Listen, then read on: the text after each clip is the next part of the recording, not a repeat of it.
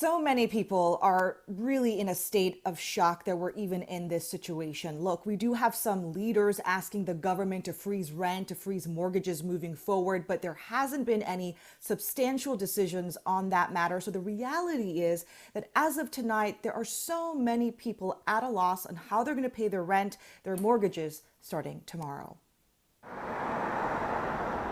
Living inside a cramped apartment, Ifra Khan tries to get fresh air with her daughter as much as she can. It's kind of taking it day by day. And on this day, what Ifra is most worried about is how she's going to make rent starting tomorrow. I've let my apartment complex know that right now, all I can do is pay partial rent. My rent is almost $1,600. Before COVID-19 turned things upside down, Ifra, a single mom, was financially stable, doing multiple jobs, including owning her own mobile notary business. I've got a kid that's asthmatic, so I can't compromise her health and go meet with my clients. Being an independent contractor and a small business owner, this rent-a-mom does not qualify for unemployment benefits. Right now, it's kind of just in fight or flight, and right now we're fighting.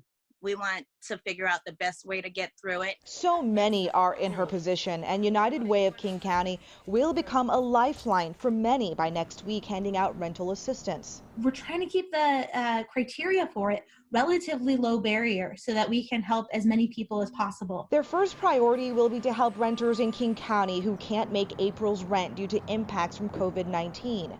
United Way of King County says they have raised millions, but they need so much more. If you can give, they're asking you to donate. There's a critical up and downstream aspect that's affected when rent does not get paid. State lawmaker Andrew Barkis, who also runs a property management business, is calling on the government to hand out rental vouchers in these unprecedented times.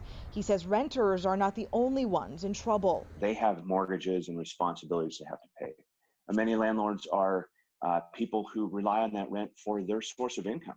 An older couple that, that $1,200 a month is how they pay their medical bills and such. And Ifra agrees that it should not be a renter versus landlord issue. Everyone's, struggling right now, and we need to stick together. So if you can make payments, make the payments. If you can't, communicate or make what you can instead of just saying, well, I'm not going to do it at home. United Way says if you do not live in King County, you can still call 211 to find out what kind of rental assistance you have in your area. As for their program, well, it's not up and running yet, but they should have application process up and running on their website by next week sometime. And that website is uwkc.org. And the agency is telling me that once people apply, the funds should be given out pretty quickly. Back to you. All right.